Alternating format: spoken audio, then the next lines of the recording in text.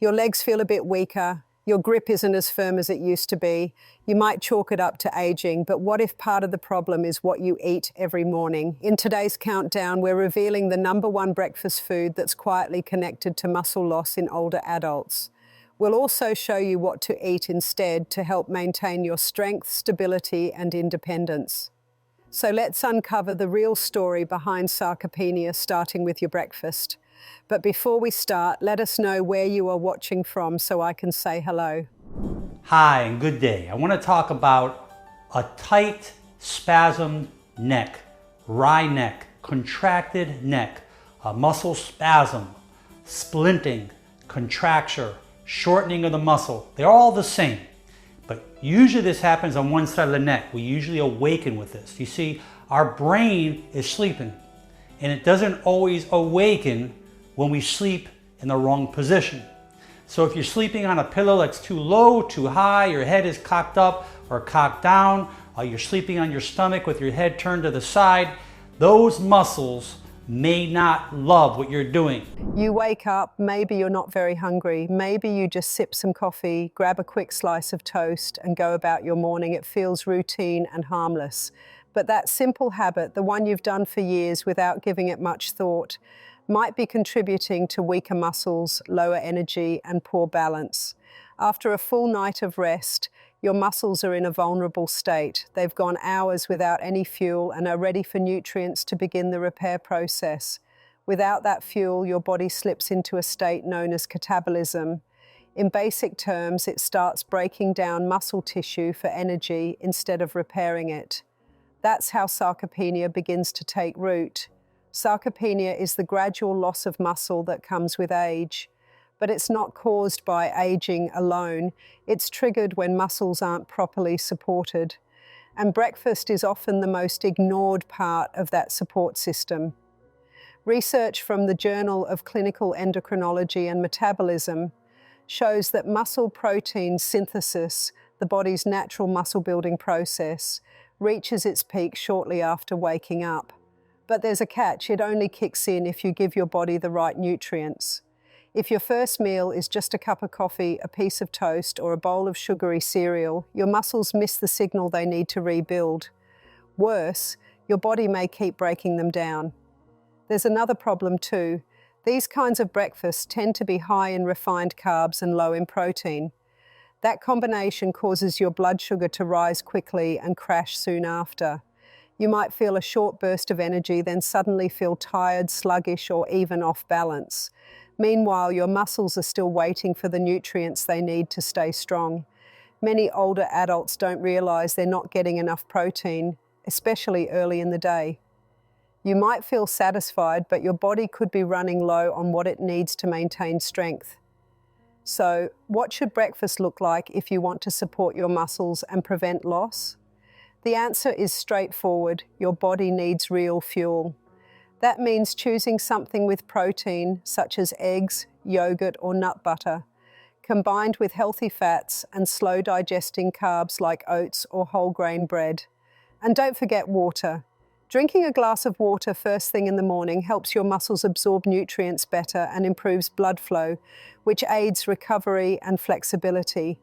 You don't need to completely change your diet. Even a small upgrade, like adding half an egg, a spoonful of peanut butter, or a few nuts, can help switch your body into repair mode. It's not just about satisfying hunger. It's a message to your body. These muscles still count. Keep them strong. Now let's move on to the second morning mistake. It's such a common habit that most people don't even think twice about it. But it could be quietly speeding up muscle loss just as much as skipping breakfast does. Many people reach for something sweet first thing in the morning. A bowl of cereal, flavored yogurt, a muffin, or even a glass of orange juice can seem like an easy, comforting way to start the day. However, for seniors, these sugary breakfast options can quietly harm your muscles in ways few people mention. You probably already know sugar isn't good for your blood sugar or your waistline, but what's not often talked about is how it directly impacts muscle strength. When you consume refined sugar, your blood sugar rises sharply. Your body reacts by releasing a large amount of insulin to bring those levels back down. Over time, this repeated cycle of sugar spikes and insulin drops causes chronic inflammation inside your body. This inflammation doesn't just make you feel tired, it also disrupts your body's ability to repair and build muscle tissue. A study in the American Journal of Clinical Nutrition showed that eating too much sugar actually lowers muscle protein synthesis. That's the exact process your body uses to rebuild muscle after physical activity or exercise. So even if you take a walk or do light stretches, your muscles might not recover or grow stronger because sugar is interfering with the repair process at the cellular level. And it doesn't end there. Refined sugar also raises oxidative stress. In simple terms, this means your body starts producing too many free radicals, unstable molecules that harm healthy cells. Muscles exposed to this stress over a long time become weaker, tire more easily, and respond more slowly to movement or exercise. The worst part is that sugar hides in foods you might not expect. It's not only in cakes and cookies. You'll find it in fruit-flavored yogurts, instant oatmeal packets, energy bars, salad dressings, and even in cereals and granola marketed as healthy. You might think you're eating well, but your body is already facing a wave of inflammation before the day has really started. For seniors, this adds up fast. Every sugary breakfast is like telling your muscles they're on their own. No support, no repair, just slow breakdown every day. But the good news is that making a change is simple, and it begins with being aware. Start by reading ingredient lists carefully. Watch out for hidden sugars like glucose, fructose, corn syrup, cane juice, or maltodextrin. If it sounds sweet and scientific, it probably is. If you want something sweet, try adding fresh fruit like berries or sliced pears to your meal. Use cinnamon or vanilla for flavor instead of sugar. Pick plain Greek yogurt over flavored kinds. Swap white bread for whole grain. Each small change lowers inflammation and gives your muscles a better chance to stay strong. Because sugar doesn't just affect your blood, it impacts your balance, coordination, and your ability to recover from a trip or get up after a fall. That brings us to another daily habit, one so simple you might overlook it.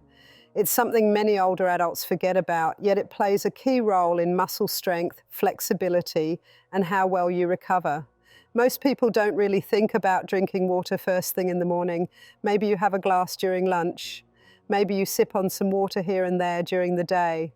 But if you're over 60, not drinking enough water could be quietly doing more harm to your muscles than you think. Muscles are made up of almost 75% water. That's not just trivia, it's a basic fact about how your body works. Water helps your muscles stretch, contract, rebuild, and recover properly. Without enough of it, your muscles can get stiff, slower to respond, and much more likely to get injured. The tricky part is that by the time you feel thirsty, you're already dehydrated, and dehydration affects older adults differently. As we get older, our thirst response becomes less accurate.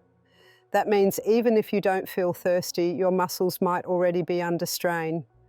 When your body doesn't have enough water, your blood flow slows down. That leads to less oxygen and fewer nutrients reaching your muscles. On top of that, waste products like lactic acid don't get cleared out as quickly. You may notice this in the form of tight muscles in your legs, soreness after short walks, or even feeling lightheaded when you stand up too fast. It's not just how much water you drink either, it also matters what else you're drinking. Many seniors regularly sip on coffee, tea, or soda. These drinks may seem harmless, but they can actually make dehydration worse.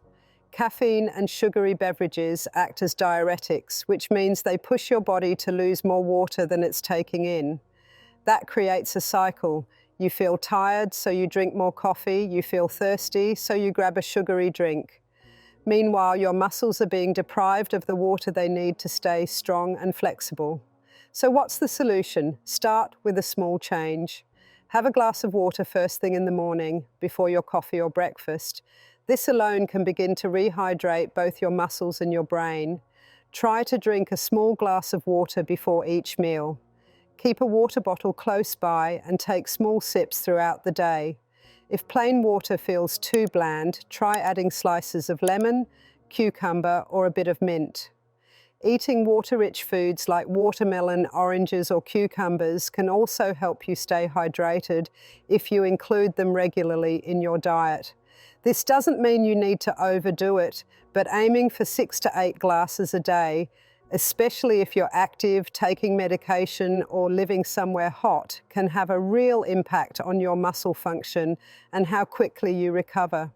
Because staying hydrated isn't just about preventing cramps, it's also about helping you keep your balance, move with ease, and stay independent so you can walk across the room without worrying about a fall. Let's now focus on something that can feel a bit overwhelming, especially if you've never tried it before. But this could be the most effective addition to your daily habits for preventing muscle loss after 60. It's not a pill, it's not a supplement, it's strength. When people hear the term strength training, they often imagine heavy weights, crowded gyms, or young athletes checking themselves out in the mirror. For many older adults, the idea seems too extreme, uncomfortable, or simply not worth the trouble. But here's the reality. Strength training becomes more essential with age, not less. After 30, most people begin to lose around 3 to 5% of their muscle mass every 10 years. Once you reach 60, that loss can accelerate unless you actively work against it. And as those muscles shrink, so does your strength, your balance, and your independence. It doesn't happen overnight. At first, you might avoid the stairs, then lifting groceries starts to feel tougher. Eventually, getting out of a chair might require both arms. Soon, tasks like dressing, reaching for something, or rising from a low seat can become real challenges. That's sarcopenia at work. It creeps in slowly, but it can progress quickly. The upside is that you can stop it and even reverse it. And no, you don't need to spend hours at the gym or lift heavy weights. Research published in the Journal of Strength and Conditioning Research found that doing just 2 30-minute strength workouts each week significantly improved muscle mass, balance, and walking speed in older adults. So what does that look like day to day? It can be as simple as standing up from a chair without using your hands, holding a standing pose for 10 seconds to improve balance, doing gentle push-ups against a wall, lifting water bottles in place of dumbbells, using a resistance band while sitting comfortably. It doesn't need to be intense, but it does need to be regular. The goal isn't to become a bodybuilder. The goal is to keep your muscles active. Even low-effort movement sends a message. They adapt. They gain strength, improve coordination, and support your daily needs better. Think of strength training as a way to talk to your body. You're saying, stay strong, stay ready, I still need you. That message matters. It can improve your posture, lower your chances of falling, help you avoid injuries and protect your joints and bones. But most importantly, it helps you feel in charge of your body again. You don't need to do a lot. Just 10 minutes a day can lead to real results. Start slow, focus on doing each move correctly, keep your breathing steady, be patient. With time, your muscles will get the message and you'll feel it too. You might already be doing many things right. Maybe you walk daily, drink more water, stretch often, and even include some light strength training. But if you're eating the wrong kinds of food, foods that may seem harmless but actually increase inflammation, your muscles could still be suffering. That's because muscle health isn't just about how you move. It's also about what you eat. Every bite is a decision. You're either giving your muscles the fuel they need to repair and strengthen, or you're feeding them ingredients that slow down healing and weaken their structure. Let's start by looking at the biggest offenders. Sugary soft drinks top the list. Whether it's regular soda or diet versions, these beverages contain chemicals that cause inflammation, spike blood sugar, and dry out your muscles. They offer no nutrients and actually weaken your body with every drink. Processed meats are another hidden risk. Items like deli meats, sausages, or ham might be convenient for sandwiches, but they often have preservatives such as nitrates and high amounts of salt. These additives increase oxidative stress in your body and reduce your ability to absorb nutrients, both of which harm muscle recovery. Next up are refined carbs. White bread, white rice, and standard pasta may be comforting, but they've lost most of their fiber and nutrients. They cause rapid blood sugar spikes and don't provide lasting energy for your muscles. Over time, this can lead to muscle tiredness, slower healing, and less endurance. We also can't forget fried or fast foods. These meals are high in trans fats and low in vitamins, which can disrupt your hormone balance and make it harder to build and repair muscles. Trans fats can also reduce blood flow, meaning your muscles get less oxygen when they need it most. Even your usual snacks could be part of the problem. Chips, crackers, and packaged sweets may seem like small treats, but they're often loaded with artificial ingredients and salt, leaving your muscles heavy and your joints stiff. Combine those with energy drinks, sugary creamers, or flavored yogurts, and you're creating a perfect setup for inflammation. The biggest issue is that many people don't see these foods as harmful. They're easy to get, familiar, and some are even advertised as healthy. That's why the damage builds up slowly over time without clear signs. So what's the solution? You don't have to quit everything. You just need to make smart swaps. Choose fresh foods instead of processed ones. Pick whole grains over white flour. Opt for lean meats, fish or beans rather than deli meats. Cook with olive oil instead of deep frying. Add vegetables, berries, turmeric or nuts to your diet. They naturally fight inflammation. Focus on variety and freshness because real food comes from nature, not packages. Here's something many forget. Your muscles repair themselves every day, but they can't do this well without the right nutrients. Even the best workouts won't help if your diet causes inflammation. The key point is you don't need to be perfect. You just need to be intentional. Making a few better choices today can lead to stronger muscles tomorrow. Speaking of what we put into our bodies, let's discuss a common habit many older adults rely on for relief: painkillers. In the next part, we'll explain why using them too often might actually harm your muscles more than you think. You wake up stiff, your knees might ache, your back could feel tight. Like millions of others, you reach for a painkiller, maybe ibuprofen or acetaminophen. It works, so you take another the next day, then the next. But here's something no one tells you. That daily habit, which feels like relief, could be quietly stopping your muscles from healing properly. Let's break it down. When you move, even gently, your muscles get tiny tears. This is normal and part of how muscles grow. Your body detects this small damage and sends inflammation to the area. This inflammation isn't harmful. It's a signal telling your body, fix this, make it stronger. But painkillers like NSAIDs, non-steroidal anti-inflammatory drugs, block that signal. They reduce inflammation, yes, but they also stop the muscle repair process your body needs. A study in the Journal of Applied Physiology found that long-term use of NSAIDs can reduce muscle protein synthesis. This process is how your body turns amino acids into stronger, healthier muscle fibers. If this process keeps getting interrupted, your muscles won't respond to exercise properly. You might move more but not get stronger. Your recovery could slow down. Over time, your muscle size may shrink. That's not the only problem. Taking too many painkillers can strain your liver and kidneys, which help process nutrients and remove toxins. It can also irritate your stomach lining, which affects digestion. If your digestion suffers, you won't absorb the vitamins, minerals, and protein your muscles need. So the pill you take to ease soreness could actually be weakening your muscles day by day without you knowing it. To be clear, this isn't about avoiding all medications. Sometimes pain relief is necessary after surgery, during injury recovery, or for chronic conditions where inflammation is serious or harmful. But if taking painkillers has become your daily habit, it might be worth asking, is this helping or just covering up a deeper issue? Thankfully, there are safer, gentler options you can try right now. Warm compressors or baths with Epsom salt can help reduce stiffness. Gentle stretching or walking can loosen up tight joints. Eating anti-inflammatory foods like ginger, turmeric, or fatty fish can naturally ease pain. Drinking plenty of water and practicing deep breathing or mindfulness can also calm your nervous system and lower how much pain you feel. And perhaps most importantly, talk with your doctor. If you're regularly using painkillers, it's good to discuss your muscle health, your goals, and whether there are safer choices for long-term care.